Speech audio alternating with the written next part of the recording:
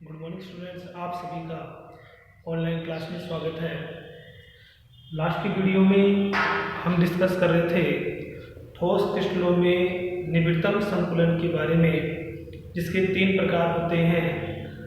One dimensional एक विमीय, 2 dimensional द्विविमीय और 3 dimensional त्रिविमीय, जिनमें से हमने 2 की चर्चा हमने कर ली थी।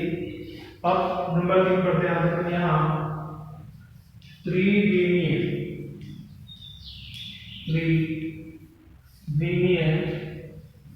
निबिड़तम संकुलन। त्रिविमीय निबिड़तम संकुलन। सबसे पहले हम इसकी परिभाषा पढ़ेंगे कि त्रिविमीय निबिड़तम संकुलन क्या होता है। यदि द्विविमीय निबिड़तम संकुलन के जो अवयवी कणों की परत है, उस अवयवी कणों की परत में एक अन्य अवयवी कण की परत और संयुक्त कर दी जाए, तो जो अवयवी कणों की जो व्यवस्था होगी, उस अवयवी कणों की व्यवस्था को त्रिविमीय निबिड़तम संकुलन कहते हैं। जैसे कि आपने पढ़ा था वर्गाकार निबिड़तम संकुलन, जिसकी मान लीजिए कि एक अवयवी कणों की एक परत है जिसमें एक अवयवी कण अन्य 4 अवयवी कणों से स्पर्श है। यदि ऐसी ही एक और परत को हम संयुक्त कर दें, जैसे एक दीवार है, उसी दीवार के सहारे या साथ में हम एक और दीवार खड़ी कर दें, तो इस प्रकार की व्यवस्था को त्रिविमीय निबिड़तम संकुलन के नाम से जाना जाता है। तो कहने का तात्पर्य ये है कि द्विविमीय निबिड़तम संकुलन में अवयवी कणों की परत में एक अन्य परत को संयुक्त कर दिया जाए, तो अवयवी कणों की जो नई व्यवस्था बनेगी, उस नई व्यवस्था को त्रिविमीय निबिड़तम संकुलन के नाम से जाना जाता है। त्रिविमीय निबिड़तम संकुलन भी 2 प्रकार का होता है। एक होता है षटकोणीय निबिड़तम संकुलन। तो षटकोणीय निबिड़तम संकुलन, षटकोणीय द्विविमीय भी है और त्रिविमीय भी आएगा। तो यहाँ आपको ध्यान रखना है कि यदि आपको षटकोणीय द्विविमीय निबिड़तम संकुलन पूछे, तो ही आपको द्विविमीय वाला लिखना है। और यदि सीधा आपको बोल दे कि षटकोणीय निबिड़तम संकुलन के बारे में आप क्या समझते हैं, तो आपको त्रिविमीय के बारे में आपको समझाना है। और एक दूसरा प्रकार हम यहाँ पढ़ेंगे घनीय निबिड़तम संकुलन, और दूसरे प्रकार की जो व्यवस्था होगी उसका नाम है घनीय निबिड़तम संकुलन। इसमें सबसे पहले हम पढ़ेंगे षटकोणीय निबिड़तम संकुलन। तो षटकोणीय निबिड़तम संकुलन, जिसको इंग्लिश में हम कहते हैं हेक्सागोनल क्लोज पैकिंग, जिसको हम इंग्लिश में कहेंगे हेक्सागोनल क्लोज पैकिंग, जिसको हम शॉर्ट में लिख सकते हैं HCP। तो इसको शॉर्ट में हम HCP प्रकार की व्यवस्था कहते हैं। तो षटकोणीय द्विविमीय निबिड़तम संकुलन की व्यवस्था आपने पढ़ी थी। यदि षटकोणीय द्विविमीय निबिड़तम संकुलन की जो अवयवी कणों की एक परत है, उस परत के साथ समान अवयवी कणों की एक और अन्य परत को जोड़ दिया जाए, तो इस प्रकार की संरचना, इस प्रकार की व्यवस्था निर्मित हो जाती है। इस प्रकार की व्यवस्था को समझने के लिए, क्योंकि आपका 3 डायमेंशनल है, तो इसका अपन एक छोटा सा भाग बनाएंगे। इसमें माना कि ये कोई एक प्रकार की कोई पंक्ति है, तो ये माना कि कोई एक प्रकार की कोई पंक्ति है, इसको हम इस प्रकार से इंडिकेट कर सकते हैं। ये माना कि कोई बी प्रकार की पंक्ति है, जिसको हम इस प्रकार से रिप्रेजेंट कर सकते हैं। पूरा चित्र ना बनाकर इसका हम एक केवल ट्रांसफर सेक्शन एक भाग बनाएंगे, एक छोटा भाग अपन इसको समझाएंगे। तो ये माना कि कोई भी प्रकार की अवयवी कणों की व्यवस्था है। इस प्रकार की व्यवस्था में क्या होगा, तीसरी पंक्ति के अवयवी जो कण होंगे वो पहली पंक्ति के अवयवी कणों के साथ और चौथी पंक्ति के जो अवयवी कण होंगे तो चौथी पंक्ति के अवयवी कण दूसरी पंक्ति के अवयवी कणों के साथ संरेखित रहते हैं। संरेखित मतलब एक दूसरे को विच्छेद करते हैं। तो यहाँ तीसरी पंक्ति के जो अवयवी कण हैं वो पहली पंक्ति के अवयवी कणों के साथ और चौथी पंक्ति के जो अवयवी कण है वो कौन सी वाली, दूसरी पंक्ति के अवयवी कणों के साथ संरेखित रहते हैं। इसमें जो मध्य वाला जो अवयवी कण है उसको हम डॉटेड लाइन के द्वारा इस प्रकार से इसको अपन संरेखित कर लेते हैं। तो ऐसी की व्यवस्था क्या है, हमने यहाँ पे समझा कि इस प्रकार की व्यवस्था में तीसरी पंक्ति के अवयवी कण पहली पंक्ति के अवयवी कणों के साथ और चौथी पंक्ति के अवयवी कण दूसरी पंक्ति के अवयवी कणों के साथ संरेखित रहते हैं। इस प्रकार की व्यवस्था को HCP व्यवस्था कहते हैं। इसका चित्र पूछे तो आपको इस प्रकार का चित्र बनाना है। अब बताओ ये कौन से प्रकार की व्यवस्था हो गई है, तो ये भी एक प्रकार की AB प्रकार की व्यवस्था है। तो ये भी एक प्रकार की AB प्रकार की व्यवस्था है। इसके अलावा हम यहाँ पे देखें इस HCP में उप सहसंयोजन संख्या का मान कितना होगा। तो ये जो HCP व्यवस्था है उसकी द्विविमीय में आपने देखा था कि जो कोऑर्डिनेशन नंबर था वो आपका 6 है।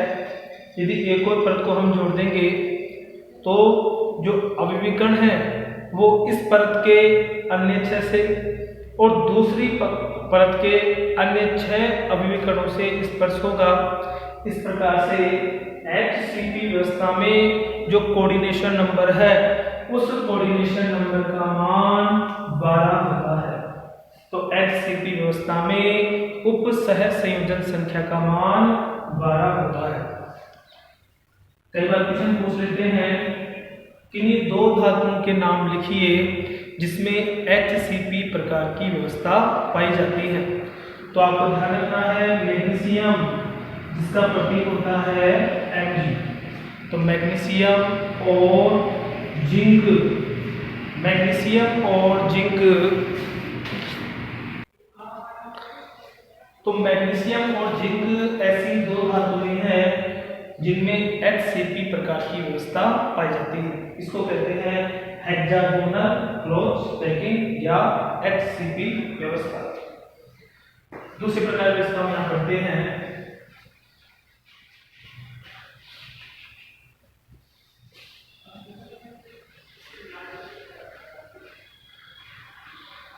तो दूसरे प्रकार की व्यवस्था है भी अपन यहाँ पर लिखते हैं घनीय निबिड़तम संकुलन। तो घनीय निबिड़तम संकुलन जिसको हम कहते हैं यहाँ इसमें क्यूबिक क्लोज पैकिंग। तो क्यूबिक क्लोज पैकिंग जिसको हम शॉर्ट में क्या बोल सकते हैं CCP, या इसी व्यवस्था को CCP प्रकार की व्यवस्था कहते हैं। अब देखो ये व्यवस्था क्या होगी, इस प्रकार की व्यवस्था में देखो आप ये माना कि कोई पहली पंक्ति का कोई अवयवी कण है, ये माना कि दूसरी पंक्ति के अवयवी कण हैं जिनको हम इस प्रकार से व्यवस्थित कर सकते हैं। ये माना कि कुछ तीसरी पंक्ति के अवयवी कण है। हम ये चित्र इस प्रकार क्यों बना रहे हैं, क्योंकि ये द्विविमीय है, इससे एक छोटा सा भाग हमें यहाँ पे बनाना है। तो यहाँ देखो 3 अलग प्रकार की आपको पंक्तियां बतानी है। ये माना कि ए प्रकार की कोई पंक्ति है, ये माना कि बी प्रकार की पंक्ति है, और ये माना कि कोई सी प्रकार की पंक्ति है। इस प्रकार की व्यवस्था में क्या होगा, चौथी पंक्ति के जो अवयवी कण होंगे वो पहली पंक्ति के अवयवी कणों के साथ, मतलब वापस यहाँ हमें चौथी पंक्ति का जो अवयवी कण है उसको पहली पंक्ति के अवयवी कणों के साथ संरेखित रखना है। इसी प्रकार से मैं थोड़ा इसको ऊपर बढ़ाता हूँ। पांचवी पंक्ति के जो अवयवी कण होंगे वो दूसरी पंक्ति के अवयवी कणों के साथ, तो जो पांचवी पंक्ति के जो अवयवी कण बनेंगे वो दूसरी पंक्ति के अवयवी कणों के साथ संरेखित रहते हैं, और जो छठी पंक्ति के जो अवयवी कण हैं वो तीसरी पंक्ति के अवयवी कणों के साथ संरेखित रहते हैं। बहुत ही सिंपल है।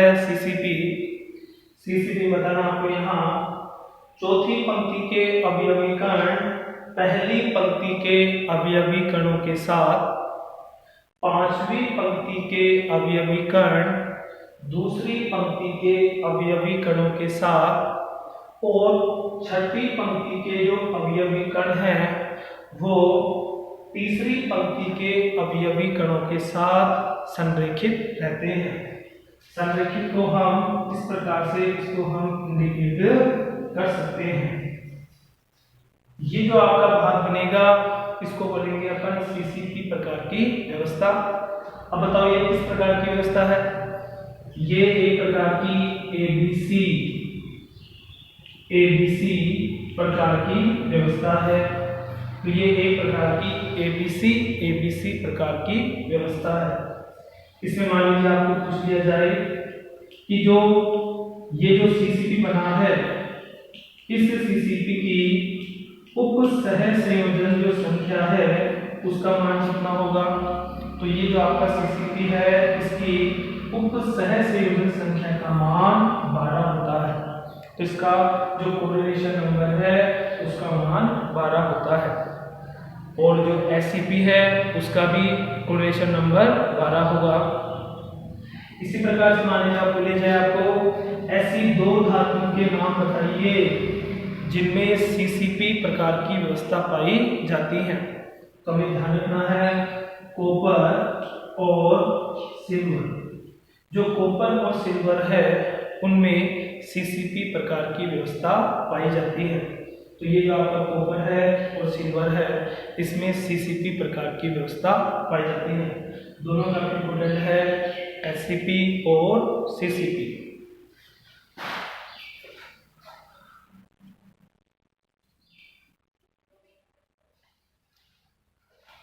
और आज की वीडियो का क्वेश्चन हमारा ये है, एक ठोस है जिसकी विद्युतीय प्रतिरोधकता का मान सभी दिशाओं से हमें समान प्राप्त होता है। तो बताइए उस ठोस की प्रकृति क्या होगी। यदि मान लीजिए विद्युत जो प्रतिरोधकता है उसका मान सभी दिशाओं से समान प्राप्त हो रहा है, तो इस ठोस की प्रकृति क्या होगी। इस ठोस की प्रकृति का हमें बताना है। कमेंट्स करना आप सभी को। Thank you.